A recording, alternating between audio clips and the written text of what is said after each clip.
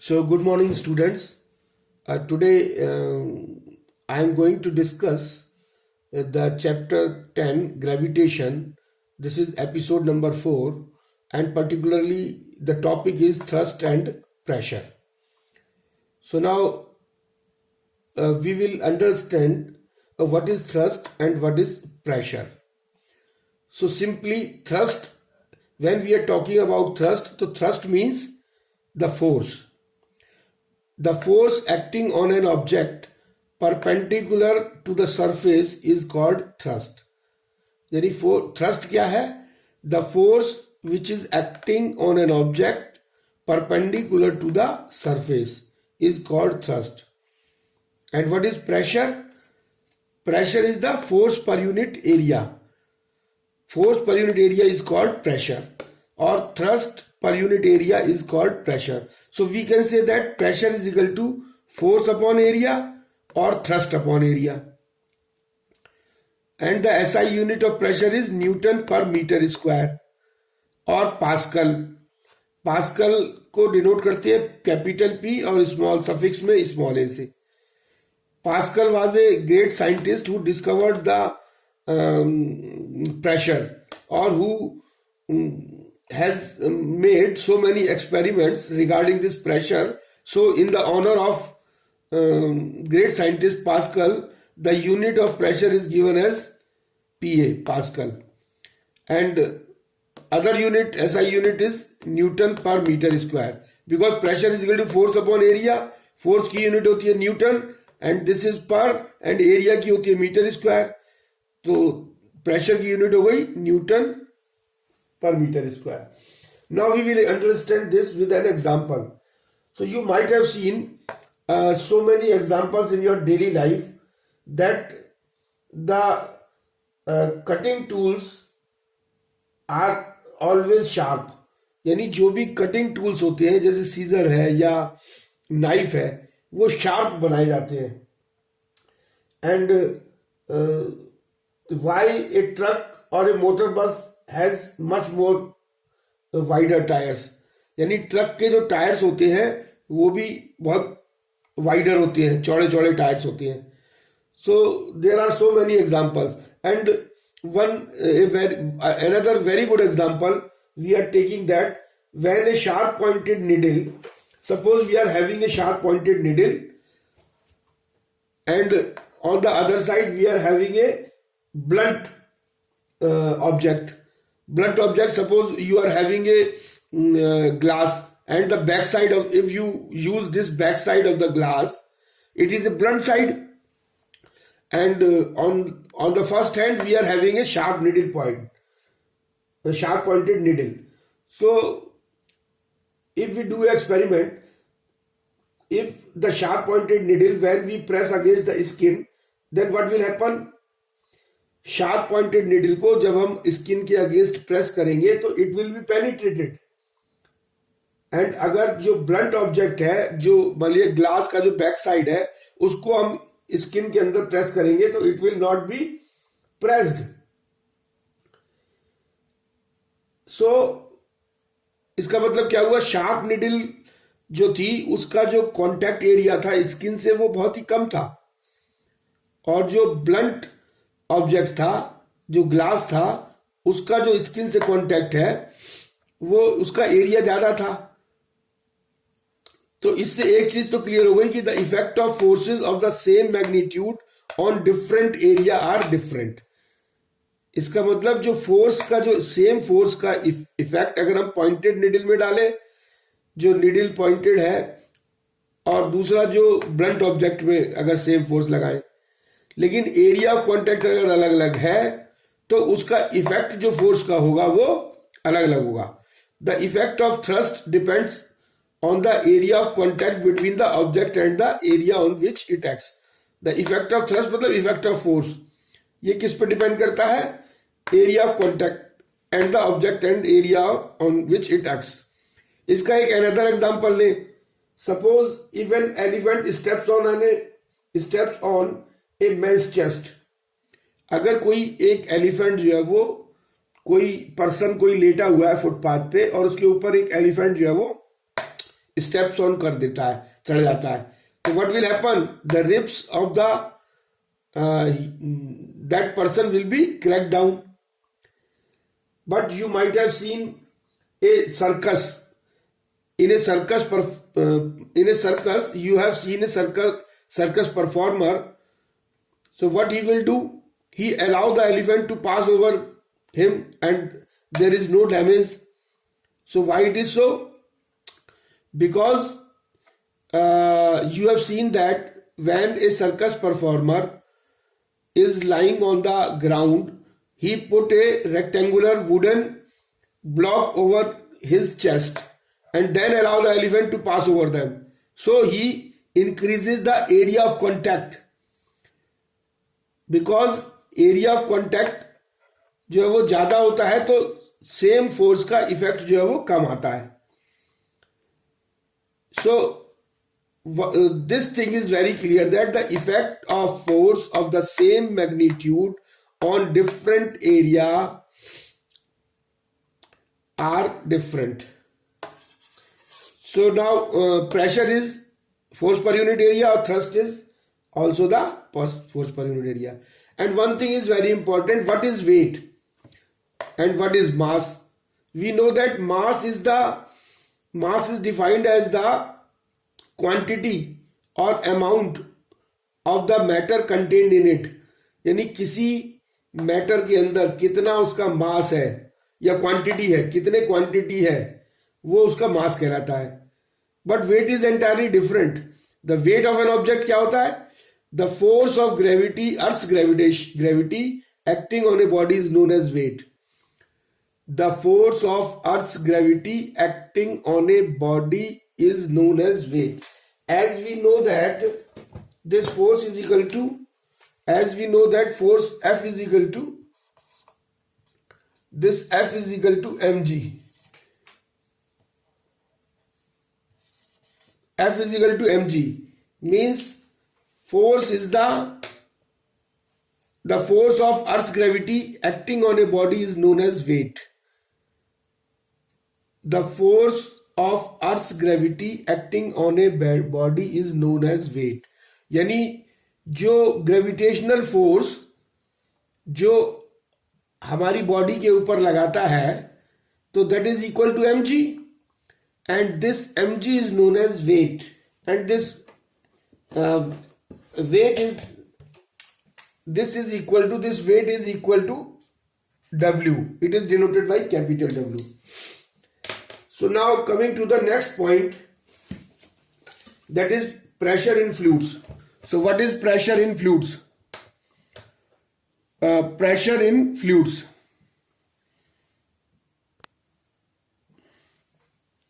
Now pressure in fluids.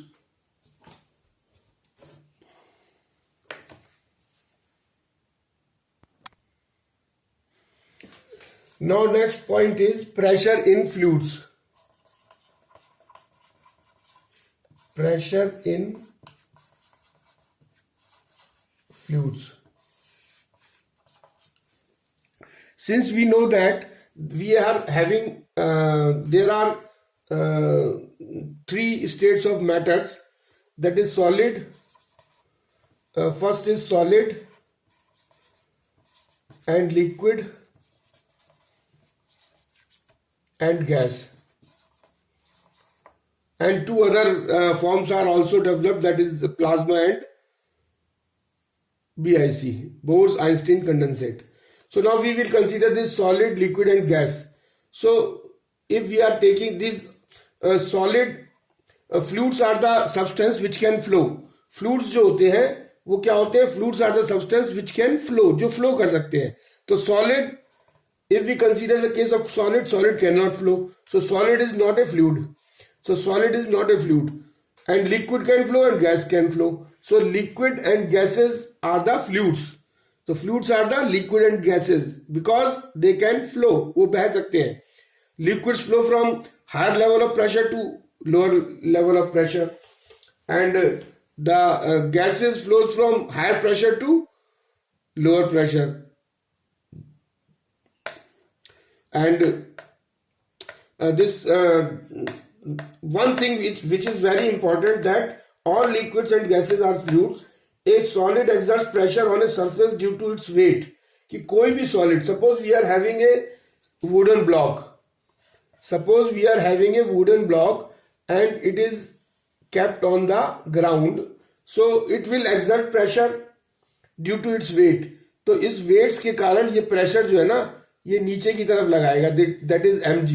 So what is weight? Weight is the force of gravity acting on a body. So force of gravity क्या होगी? mg. तो ये solid जो है वो force जो है वो लगाता है किसके ऊपर? ग्राउंड के ऊपर. कितना? इसके weight के बराबर. Similarly, fluids also have weight. So they also, the fluids and all the fluids that is liquid and gases exerts pressure due to its weight on the wall containing the fluid. अगर किसी wall के अंदर, अगर मान लीजिए कोई एक container है और इसके अंदर हमने कोई फ्लूइड रख दिया, फ्लूइड मतलब गैस या लिक्विड यानी वाटर रख दिया, तो क्या होगा कि ये वाटर जो है वो exerts pressure in all the direction, सब डायरेक्शंस में जो है ना इस पे प्रेशर लगाएगा. And pressure exerted is in any confined mass of the fluid is transmitted undiminished in all directions. और ये प्रेशर जो है वो हर डायरेक्शन में होगा. तो ये जो फ्लूइड है ये प्रेशर इधर भी लगाएगा, ये इधर भी प्रेशर लगाएगा और ऊपर भी लगाएगा और नीचे भी लगाएगा. Now the next term comes buoyancy.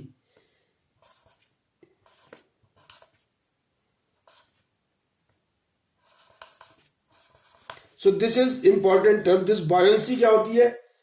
देखिए इसके लिए एक एग्जांपल लेते हैं. Suppose we are having a bucket which is containing water. तो एक बकेट है जिसके अंदर हमने पानी लिया, and we are having a plastic bottle. Suppose we are having a plastic bottle, and if we dip this plastic bottle inside the water, then what will happen? And this plastic bottle is enclosed, the mouth of the plastic bottle is closed with a cork, and if we put this plastic bottle inside the water, then what will happen? It will float. तो ये जो है ना यहाँ पे जो है वो float करने लगेगी. Now suppose if we put pressure on the plastic bottle and we keep this bottle inside the water, then what do you feel? We feel that there is an upward force acting on the bottle, because if we keep this bottle over here and we release the pressure, और जो हमने जो force लगा रखा है उसको हम हाथ अपने को हटा लेते हैं, तो क्या होगा? The bottle will come over here. इसका मतलब क्या हुआ कि there is some force which is acting perpendicular to the direction of the surface. तो उस फोर्स के कारण ये जो है वो ये यहां पे आ जाती है. और ये जो है वो इसका मतलब ये हुआ कि यहां पे हमारे, अब जब हम यहां पे फोर्स लगा के इसको यहां तक डाल रहे हैं, उसके बाद इसको छोड़ दे रहे हैं, तो ये बॉडी अगेन जो है वो सरफेस पे आ जाती है, फ्लोट करने लगती है. इसका मतलब है कि ये जो लिक्विड इसके अंदर पड़ा हुआ है, ये इस बॉटल के ऊपर एक अपवर्ड फोर्स लगा रहा है, and this upward force is known as buoyant force. The upward force exerted by the water onto the bottle is known as upthrust, और इसको हम क्या कहते हैं? अपथ्रस्ट. अपथ्रस्ट या buoyant force भी कहते हैं. अपथ्रस्ट या buoyant force. तो buoyant force क्या हो गया? The upward force exerted by the water on the bottle is known as the upthrust or buoyant force, and this phenomena is known as buoyancy. और ये जो फिनोमेना है कि कोई भी लिक्विड किसी भी ऑब्जेक्ट के ऊपर एक अपवर्ड फोर्स लगाता है, और उस फोर्स को हम अपथ्रस्ट या buoyant फोर्स कहते हैं, और जो है वो उस फिनोमेना को buoyancy कहते हैं. So this is buoyancy. Now the next is the Archimedes principle. So this is a very important principle. Archimedes was a great scientist. तो उसने एक प्रिंसिपल दिया, लिक्विड को जब हम किसी कंटेनर में इमर्स करते हैं उसके लिए जो है वो एक प्रिंसिपल दिया, which is known as the Archimedes principle. And according to Archimedes, when a body when a body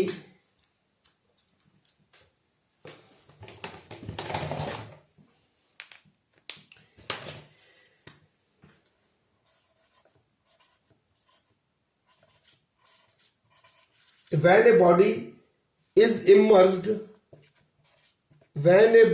is immersed मतलब डुबोते हैं उसको. when a body is immersed fully और partially, पूरी रूप से या पार्टली, फुल्ली और पार्शियली,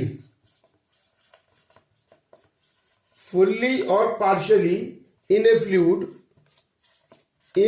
फ्लूइड, अगर किसी फ्लूइड में किसी ऑब्जेक्ट को पार्शियली या फुल्ली हम उसको डिप करते हैं या सिंक कराते हैं, it experiences an upward force. तो क्या होगा? It experiences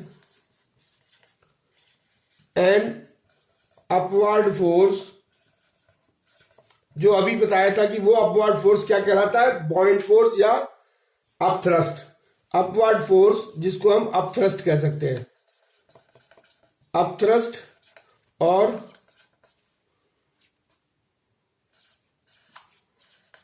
बॉइंट force. एंड ये क्या होता है? ये जो फोर्स होता है, आर्किमिडीज ने थोड़ा सा इससे आगे बताया कि ये तो पहले पता चल गया कि when a body is immersed fully और partially in a fluid, it experiences an upward force known as upthrust और buoyant force. And this force is equal to, and this force, ये फोर्स कितना होगा? This force is equal to the weight of the fluid displaced by it. This force is equal to the weight of the fluid displaced by the body. यानी body जितना wait उस fluid का displace करेगी उसके बराबर जो है वो इसमें एक ऊपर की तरफ फोर्स लगेगा. ये आर्किमिडीज का प्रिंसिपल था. इसको आप एक एग्जांपल से समझ लीजिए कि सपोज कोई कंटेनर है जिसके अंदर वाटर रखा हुआ है, तो उसमें अगर आपने कोई एक ऑब्जेक्ट लिया और ऑब्जेक्ट को इसके अंदर आपने डिप किया, तो क्या होगा? जब भी आप मानिए स्विमिंग करने जाते हैं, स्विमिंग पूल के अंदर गए तो आपको लगेगा कि आपका वेट जो है वो कम हो गया है, आप कुछ हल्का सा महसूस करते हैं. तो ऐसे ही क्या होता है कि जब किसी बॉडी को इस वाटर में इमर्स करेंगे तो क्या होगा कि ये जो बॉडी है, ये यहां का जो पानी है वो उसको डिस्प्लेस करेगी. तो जितना पानी वो डिस्प्लेस करेगी उतना ही फोर्स जो है वो उस बॉडी के ऊपर लगता है. सो ये आर्किमिडीज ने बताया था. Now the next term is the relative density.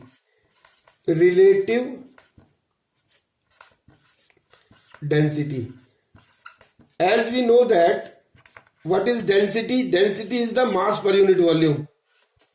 Density is defined as the mass per unit volume, or density is equal to mass upon volume. यानी मास पर यूनिट वॉल्यूम को डेंसिटी कहते हैं. So density is equal to mass per unit volume. इसकी density की unit क्या होती है? Density की यूनिट होती है केजी पर मीटर क्यूब, या फिर सीजी, ये तो एसआई यूनिट हो गई, केजी पर मीटर क्यूब. और जो सीजीएस यूनिट में क्या होती है? Grams per centimetre cube. अब डेंसिटी ऑफ वाटर कितनी होती है? डेंसिटी ऑफ वाटर होती है, density of water is equal to होता है 1000 केजी पर मीटर क्यूब, या फिर ग्राम्स 1 ग्राम पर centimetre cube. This is the density of water. Now we are talking about the term, this is relative density. We are talking about the term, this is relative density. So what is this relative density? When we are talking about relative word, तो इसका मतलब है कि हम कोई चीज को compare कर रहे हैं. रिलेटिव का मतलब है कि किसी चीज को कंपेयर करते हैं. तो किसी भी चीज की रिलेटिव डेंसिटी या किसी भी सब्सटेंस की रिलेटिव डेंसिटी निकालने के लिए उसको हम वाटर की डेंसिटी से कंपेयर करते हैं. यानी डेंसिटी ऑफ वाटर हम जानते हैं कि 1000 kg पर सेंटीमीटर क्यूब होती है, तो उससे कंपेयर करते हैं तो वो रिलेटिव डेंसिटी आती है उस सब्सटेंस की. So relative density of the substance formula क्या निकल के आता है कि relative density of substance is equal to relative density of substance, relative density किसी सब्सटेंस की क्या होगी?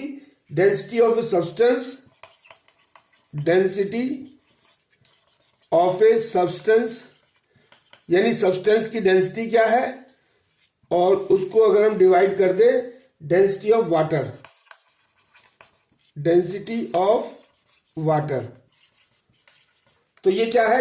रिलेटिव डेंसिटी कहलाती है. Relative density is defined as the ratio of the density of a substance to the density of water, and we know that density of water is 1000 kg per meter cube. So we can find out the relative density by this formula. So this formula is very important. Density is the mass per unit volume. Relative density is equal to density of a substance divided by density of water. So this is all about the topic. Thank you very much.